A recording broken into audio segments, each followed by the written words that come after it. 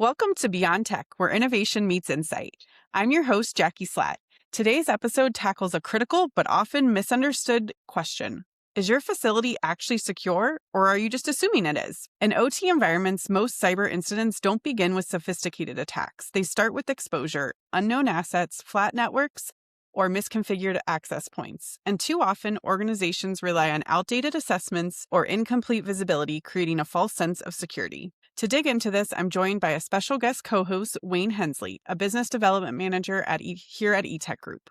Wayne brings a valuable client-side perspective. He's seen firsthand the impact of cyber incidents, from rising insurance costs to entire facilities being locked out due to undetected vulnerabilities. We're also joined by our subject matter experts, Brian Gifford, an IT/OT cybersecurity engineering lead at eTech Group. Brian works at the intersection of automation, data systems, and cybersecurity, helping organizations design, secure, and scale connected environments across both IT and OT. So today we'll unpack where these risks are coming from, what organizations may be missing, and most importantly, practical steps you can take to become more secure and proactive in your cybersecurity strategy. So with that, let's dig in and get the conversation started. Hey, thanks, Jackie. Hey, Brian, good to see you again, buddy.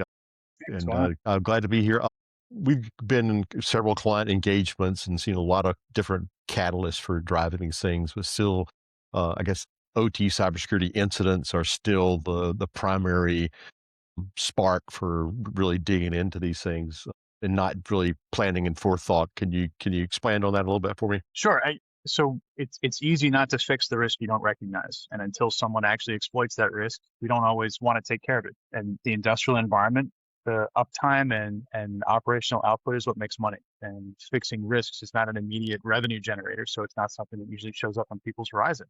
So I think it's easy to kind of get into your day-to-day life and not think about the things that might happen, focus on the things that are happening, and those risks, and understanding those risks only comes with experience. And sometimes that experience can be pretty painful. Agreed. So what do you think, Brian, or what have you seen when you're out talking with clients or hearing their stories? What's the biggest risk for OT cybersecurity? So the biggest risk that we've seen is segmentation. We talk a lot about the risks that are inherent in OT, because a lot of the stuff has a mean time between failure that's measured in decades. So a lot of it was built before security was really a thought. And a lot of the newer stuff, even the stuff that's being built now, the security still really isn't built in as a starting point. It's built in as an add-on or something that we're tacking on after the fact.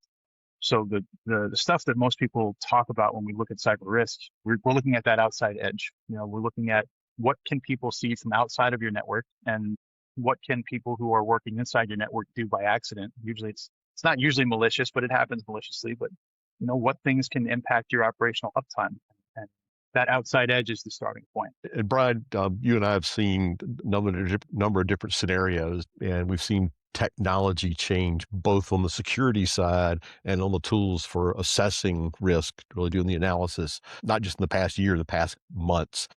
It's changed pretty rapidly. Position for me old ways of looking at risk and how we're approaching it now. I mean, AI is one of the biggest pieces that's changed, but the old way of looking at risk was, I have a checklist. I need to run through my checklist in order to be risk-free. And if I've checked all the boxes, then I'm good. It's not really looking at whether or not those boxes make sense for your environment. It's not, if you're aligning to a framework, that's great. But if you're not looking at what the practical application of that stuff is inside your environment, making sure that it actually remediates a risk, then it's not really useful.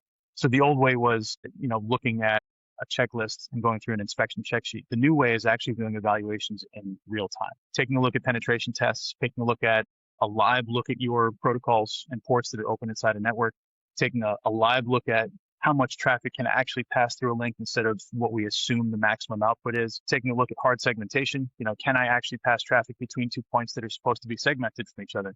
I may have checked that box off on the list, but it might not actually be really segmented. So making sure that I've got ground truth, making sure that I have a really clear understanding of what actually is happening inside my network instead of simply checking boxes off. That's probably the difference between then and now. And one of the things that you and I have seen working with several different clients is, an assessment adds a lot of visibility on here's the state of things right now, and a kind of a plan, rank priority of, hey, here's what we can do to mitigate some of those risks. What about continuing visibility? Because several of our clients are now leveraging ongoing tool, not just a snapshot, but let's look at what's changing 2 months after the assessment? Sure. I mean, our operational environments are not static. The plants are constantly changing, they're constantly evolving. There's new technologies or just replacement parts.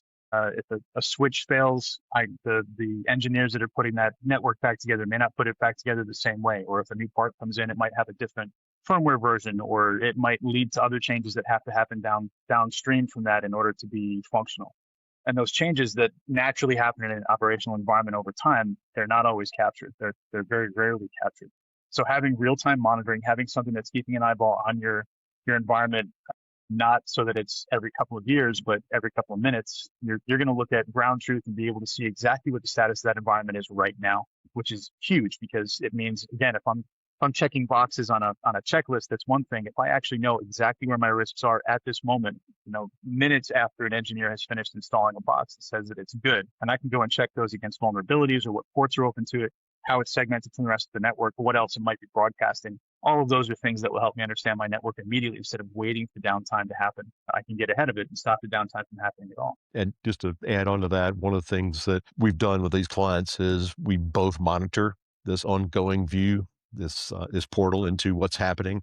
And that has been valuable in that sometimes we know before our client knows an event's happened. That's impressive. I know from past conversations and my kind of limited understanding of cybersecurity and how attacks happen, that sometimes that you may have someone access the network and just kind of sit there for like months, just kind of observing. So if you can stop that before they do anything, that feels like a huge step in the right direction. Yeah. And we talked a little about AI. AI is starting to be leveraged on some of that stuff too. We're seeing those in network sims that are allowing us to see. So if someone's sitting inside your network and they're watching things, they have a command and control link, they've got beaconing that's happening. Those things are a message style. There's a cadence to those that can be identified by artificial intelligence because it's looking for patterns.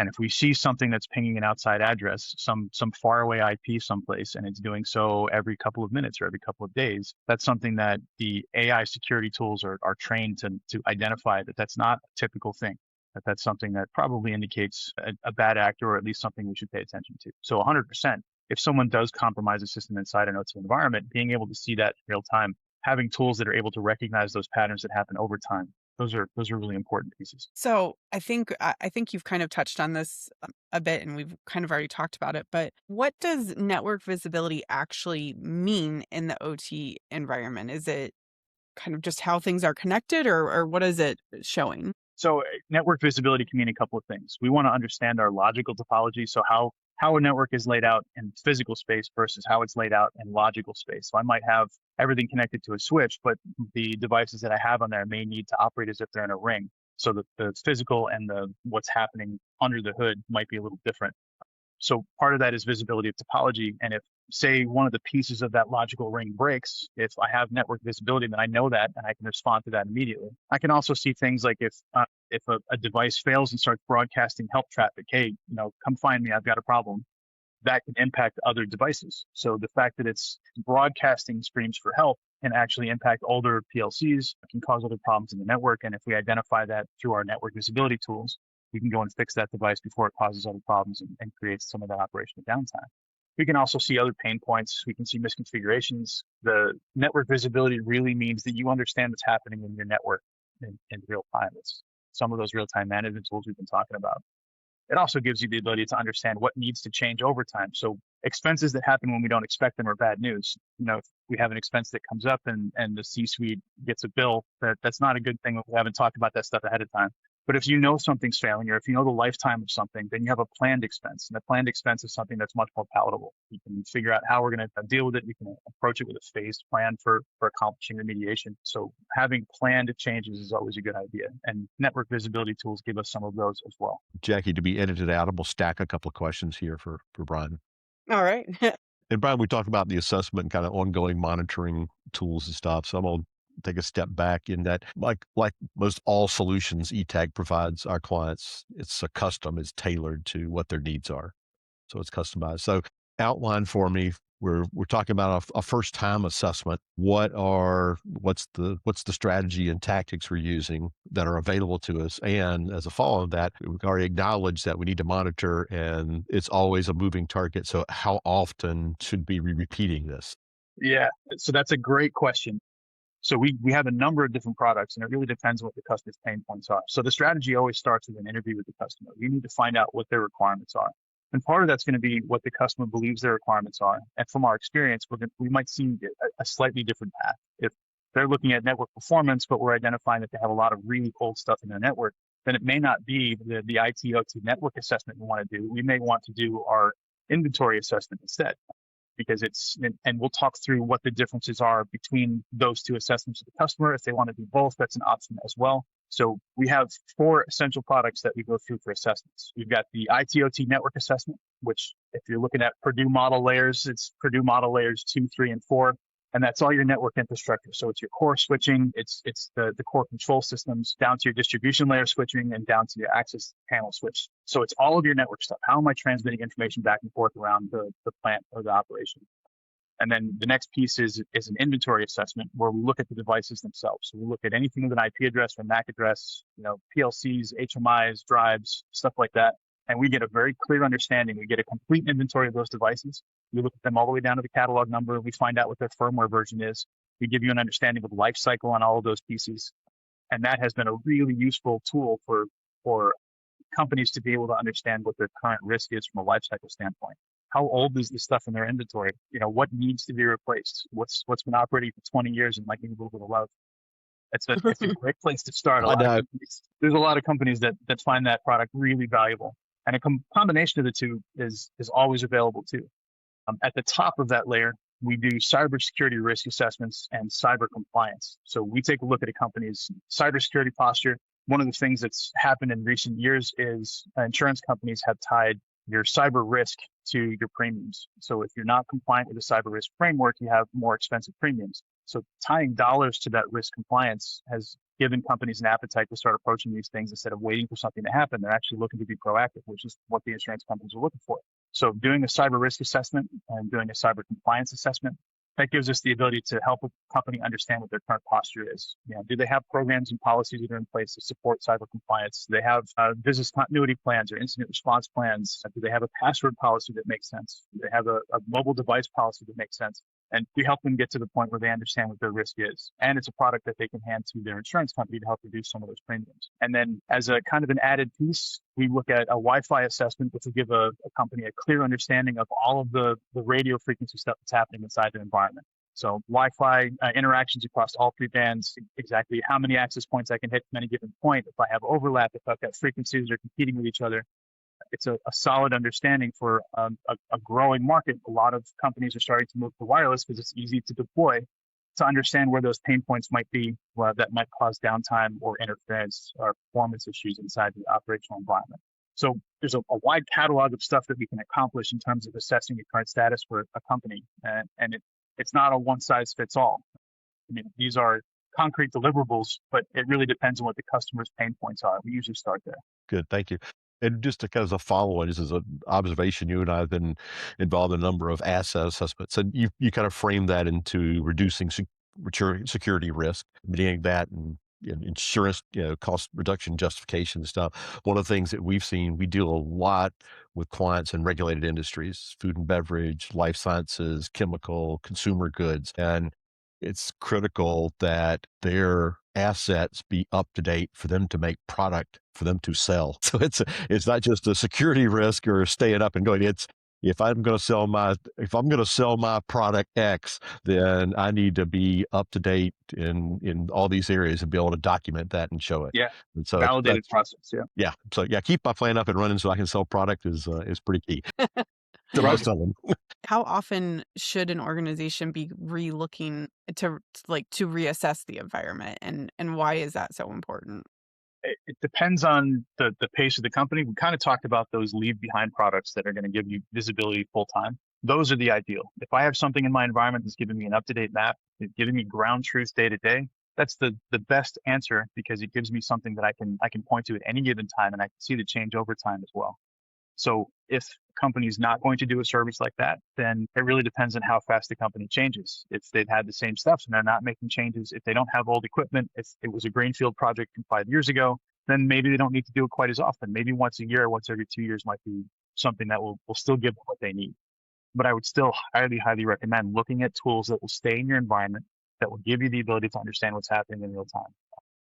Emphasizing that ability. I mean, it's visibility, it's analytics, it's costs, it's uptime. I mean, I think it impacts every aspect of the company's business operations. Yeah, well, and I think to your point, like things are continuously changing. So having something that is continuously monitoring and keeping you up to date is very important. Let's roll back to results for just a second, Brian. We're looking at an assessment going in, whether it's assets or exposure or bandwidth, all those things.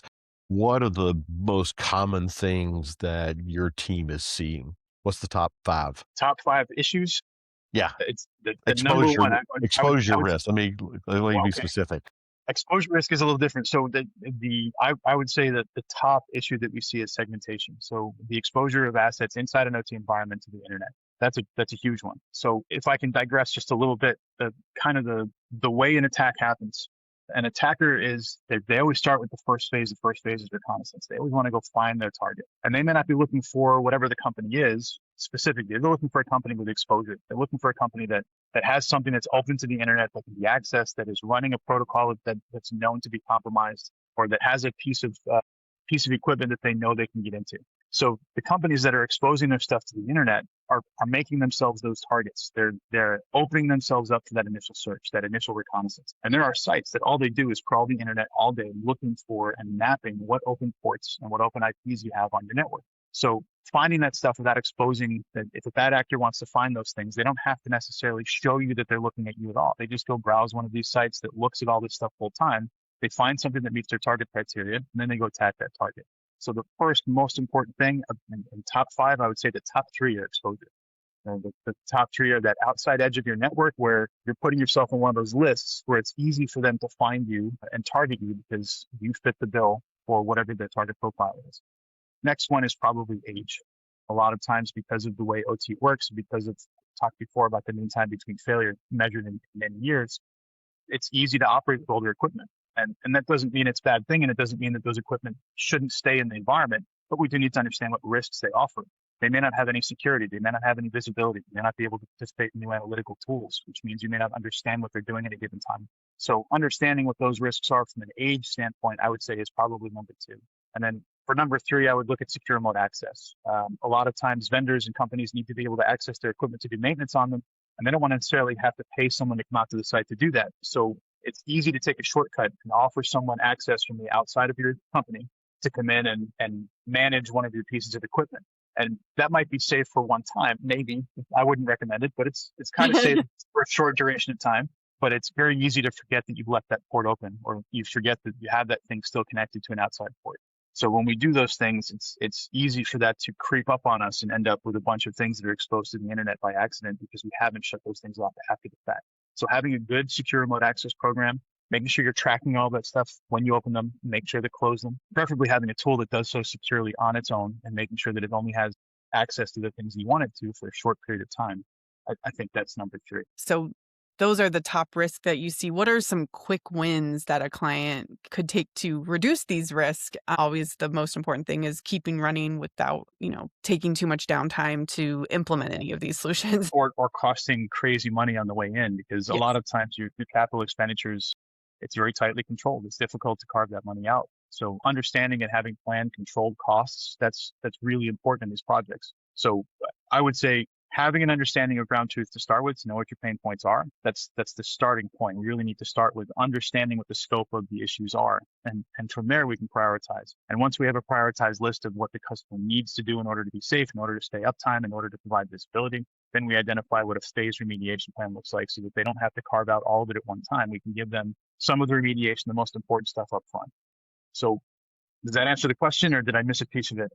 Well, so I guess what would you start with? So once you have this phased approach, what would be the first items that could help reduce the risk right away? So say a customer has a network that's very challenged. They're open to the internet. They don't have any segmentation. Their IT and OT networks are operating in the same area. maybe using the same domain. So everything is really connected to everything else, and they have internet access. They have devices that are daisy chained. So we have, instead of using, say, star topologies that are very redundant, resilient, they have a switch that's attached to a switch that's attached to another switch all the way down the line. And if any of those switches fail, you lose everything down the line from that point. If I have a network that has all of those problems in there, I'm probably going to start by looking at the age of the devices and seeing what their operational requirements are. For me, the first thing is going to be the outside edge. I want to make sure that they're secure from threats outside, but I'm also focused on security. That's my primary, that's my passion. It's where I come from. So they might be more focused on the operational uptime, in which case the first thing we might want to remediate is to look at some of those daisy chain switches. We might want to alter how the plant is laid out in terms of the network topology to make sure that they've got redundant links, so that if any piece of that fails, they still have uptime and they still have the ability to identify it and go and fix it. And then usually after I have the network segmentation and the backbone kind of completed, then I'll look at secure remote access, making sure that we have very tightly controlled firewall rules. I mean, it's more the security focus at that time. Most plants are focused more on the uptime piece than the security piece until we get the insurance money involved.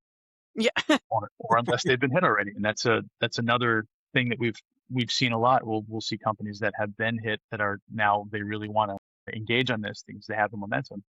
So the security stuff becomes more important than the operational uptime. And they don't have to be exclusive. Establishing a better network topology inside your network is going to give you both. Jackie, I'm going to take an unplanned side trip here. I'm excited. Based on comment, you talk about how OT and IT sometimes get blended together. And we've also seen where they need to operate, they need to be monitored, they need to be managed drastically different. Can you touch on that? Because we live, eTech lives primarily in the OT environment, which is very different than IT's view of the operational world in many cases. Yeah, totally different priorities, right? So your OT's priority is uptime. Can I stay up? Can I stay productive? Can I stay efficient? IT's priority is more on the security side. They're more compliance based. There's more an ability to take the time to kind of enact those rules and policies. Sometimes the rules don't make sense, but we still have the time to enact them. So it's a difference in kind of practical application versus having a little more flexibility in the IT space. If something goes down, we get sad because we can't get access to our smart sheets, but we're not losing money in the plant, right?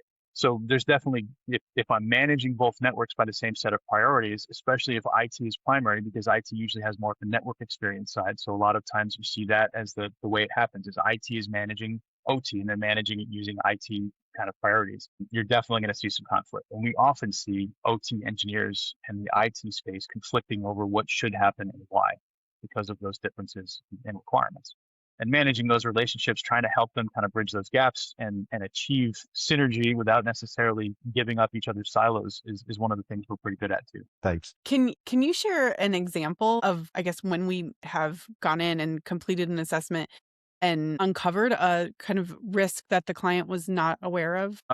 Sure. So we went into a plant a couple of months ago and we did an assessment and we talked about daisy chained switches. They were not aware that they had two of their lines that were entirely daisy chained. What does that mean? Sorry. Instead of going from say a central switch or a central switch stack, where if one of my switches fails, I still have the other one to fall back on and I have redundant links that are outbound. So kind of like a spider. Instead of that, I have, say, a switch at one end of the line that then connects to another switch part of the way down the line that then connects to another switch and then another switch. Ideally, I would have one distribution switch or a distribution stack, a redundant stack that would connect to each of the switches on the line. So I have the ability to fail in any one of those points and I only lose a small portion of my line. But if I have switches connected to switches all the way down the line, if I lose an upstream switch, I lose all of the switches down below that point. So it increases the risk of failure. What we call the blast radius. It increases the blast radius of failure at some point in the network. It's reminding me of the old Christmas lights where if one light went out, they all went out. Yeah, all went out. One of my favorite songs. Okay, sorry. That was just wanted to make sure the customer didn't know that they had that going on in their network. So we identified that and that became a very high priority because we saw the risk in there. So let's go back to the top three. What are the top three gotchas?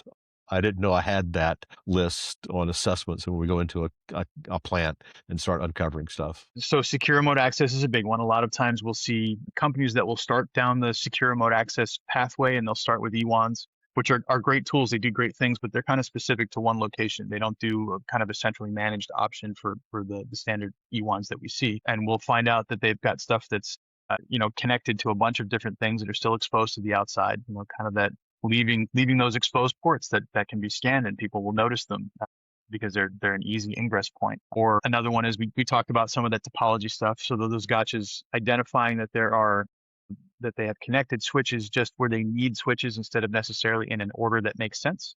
Not looking at that star topology and making themselves a redundant link so that they can absorb a failure, or if something goes wrong, or if someone kicks a plug someplace and they lose part of their switching, they still have access to their network and they can still continue to operate. And then I would say vulnerability patching. So a lot of times for our HMIs and our engineering workstations, they're running Windows or sometimes Linux. And because they're not connected to the network, if it's done correctly, then they're not connected outbound into the internet, which means they can't pull updates, which is great because they're segmented, but it's also not so great because it means they're very behind. So having a secure patching standard, so knowing that you have a patching cadence and making patches happen when you have downtime in the plant, that's probably another really big one. So I guess after an organization has completed an assessment, or we've worked with a client on an assessment, how do you recommend, or how do they balance the priorities of like cybersecurity versus visibility versus, I guess, any other updates that they may want to make given what they've found out during the assessment? That's why they use us, because we have the experience to be able to identify some of those priorities. So it goes back to those conversations. We want to understand what their priorities are as a company, not necessarily in terms of remediation, but understanding what makes the most pain. Is it downtime? Is it the risk remediation stuff, so that we can start to save some money on those cyber premiums, the insurance premiums? We start off by conversations with the customer to really understand what they need, and then we'll give them recommendations on what we think the priority should be. And we'll back those recommendations up with hard data. This is the impact of these things. If you don't update these PLCs, you've got a 30% risk of losing one or two of these in the next 2 years. And the cost of your downtime, because you don't have spares on hand, are going to be approximately whatever it is. It depends on what we're doing. If the engagement includes a budgetary estimate on downtime, because we do risk management there too. So it really, it's a two-way conversation. It's not just us identifying that stuff and handing it to the customer. It really needs to be a conversation with the customer to make sure that we really understand what they need, that we're giving them recommendations that make sense for their situation and for their budget and for their requirements. I thought, Brian, we talked about segmenting IT and OT, different priorities and stuff, but a lot of the applications and data that we're helping clients manage and put in place are bending those lines. They're punching holes in those lines. So we're pushing data down, we're collecting data in historians and data lakes, we're pushing data back up.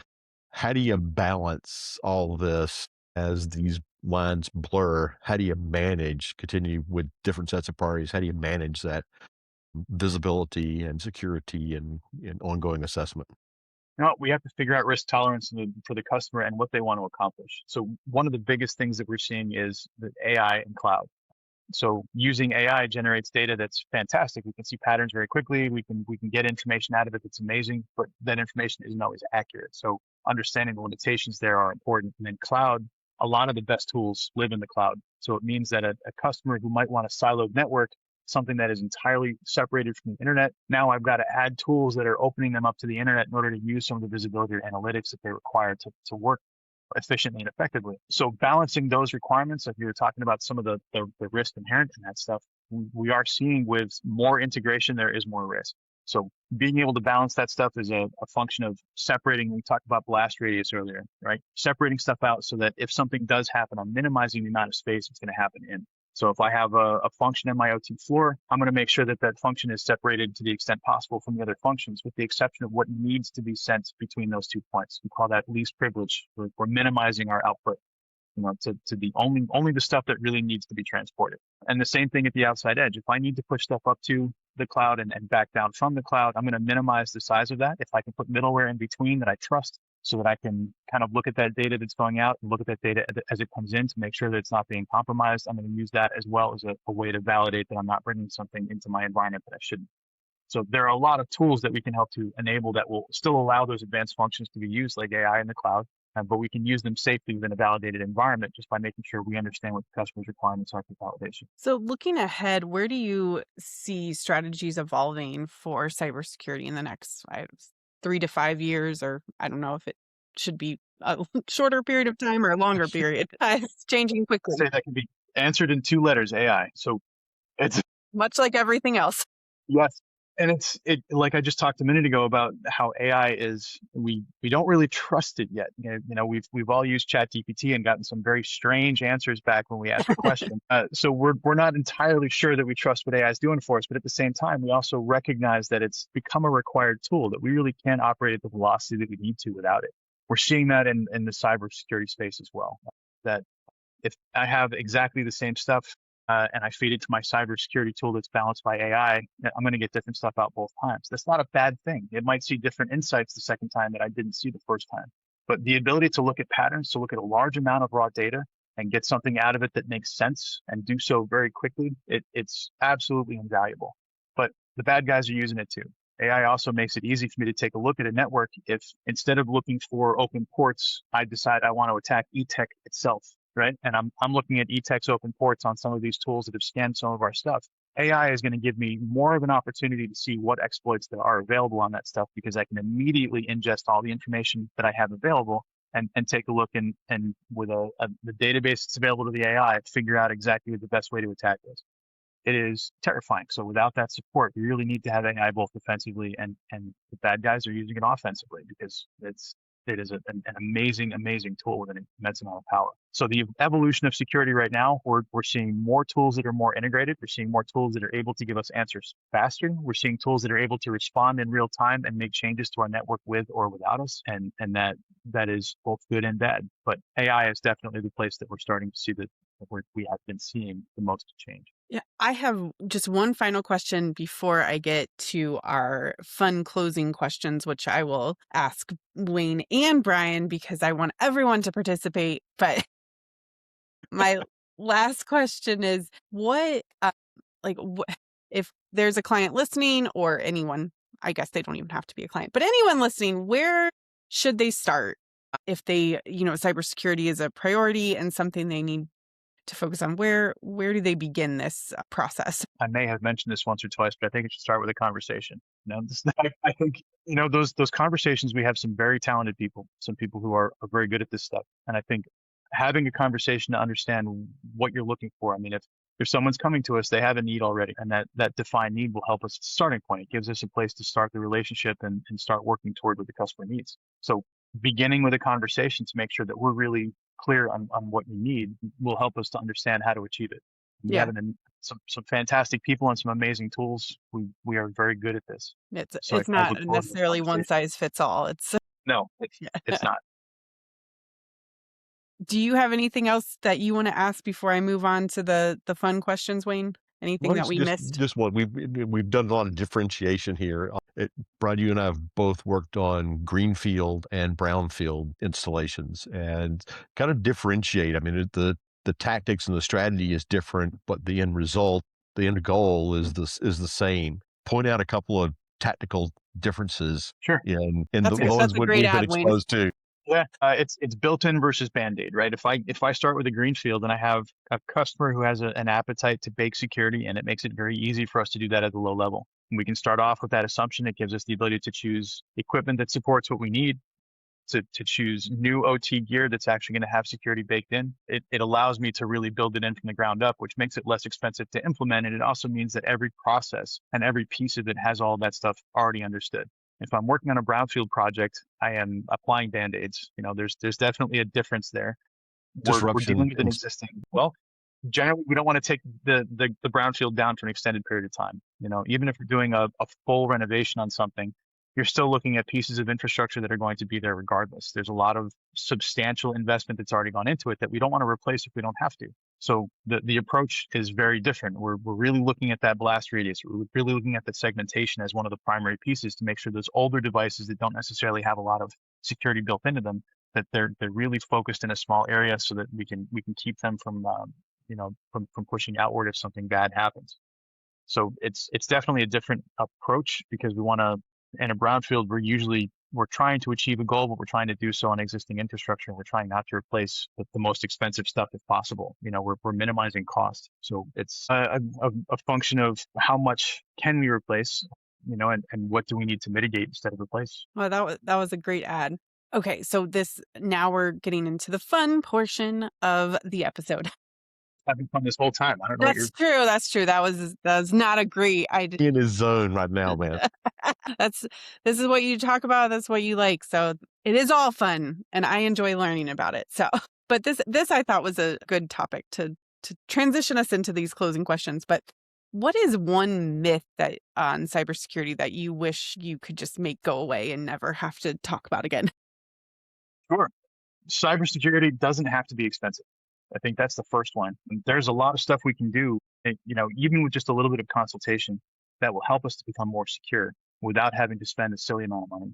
I'm not saying that cybersecurity can't be expensive. It absolutely can be. Some of the stuff we can do to change, like the most cyber attacks start with phishing. So phishing education is not something that needs to be super expensive, but it's one of those things we can do that immediately lowers our risk with the outside edge. It doesn't necessarily have to cost a substantial capex in order to get you a little more secure. And one of I don't even remember who I was talking with. It might have been on a webinar we were producing a couple years ago, but they said one of the biggest, maybe not biggest, but one way that people or threat actors, hackers get in is by like the set password on devices that have never been changed. Default passwords, yeah. That's a huge one. Default passwords are the bane of security's existence. It's bad news. But I mean, that's your phishing attacks. Most hackers are not hacking into things anymore. There are exploits, but the vast majority are just logging in. They're finding credentials on the web. So a lot of people don't like to remember a lot of passwords. So people reuse passwords all the time. So say your Google password was hacked. Your Google password is very likely to have something to do with the password user was. So if someone identifies a personnel that works at a company and they can find on the dark web, and there's whole marketplaces for this stuff, if they can find your passwords for other stuff on the dark web, it's easy for them to figure out what your password is inside. It is the opening edge. So after reconnaissance, the next thing is log on to get credentialed access. And credentialed access is not as challenging as it should be. And that's where those phishing attacks come in. And that's where making sure that you've got strong passwords and using strong passwords on a regular basis. That's where that stuff starts to become more important. Cost-effective way to mitigate risk. Yes. Yep. Wayne, do you have a myth that you would like to go away? Or yeah, mine is not nearly as technical or as well thought out as Brian.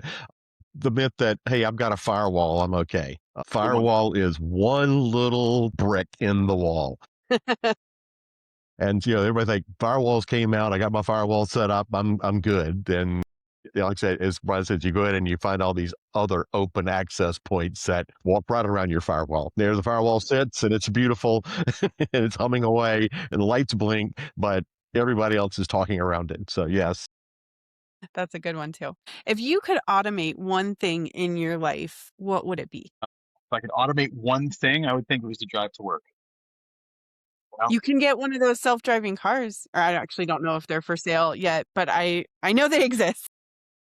They're getting there, but you talk about trust. Trusting a machine to drive me safely without killing anyone or myself. I'm not there yet. Yeah, I think that's probably the first thing that I would automate. Yeah. What about you, Wayne? Probably priority and schedule management. I mean, that was somebody else's too. Was like so much going on, and like cybersecurity and risk, I've got so many channels that I have to monitor and prioritize, and being able to find stuff, prioritize it, and get it on my schedule in the most effective, efficient way would be awesome. Yeah. I think it was Sarah's answer too, was like calendar management was the thing she wanted to automate. And I was like, that is a good one. Agentic AI is coming. That's going to, we're starting to see people building out agents that will do that for them. Your multi-stream communications management, everything from Signal to Teams to your texting to email, all of it in one shot, one pane of glass. It's pretty cool stuff. What about you, Jackie? Oh man, mine is usually kind of boring. I just want somebody to like do my laundry, but include it in like putting it away. Like I'm going to say, you have a washing machine. That's a robot already. You're good. Yes, it washes and dries, but does it ever make it back to the closet? No. Doesn't fold, iron, and place back where it needs to be. Right? How would you describe your job to a 5-year-old? I sit in front of a computer and I look at the colors on the screen and I hit keys to change the screen so that the colors match what I like. That's what I do.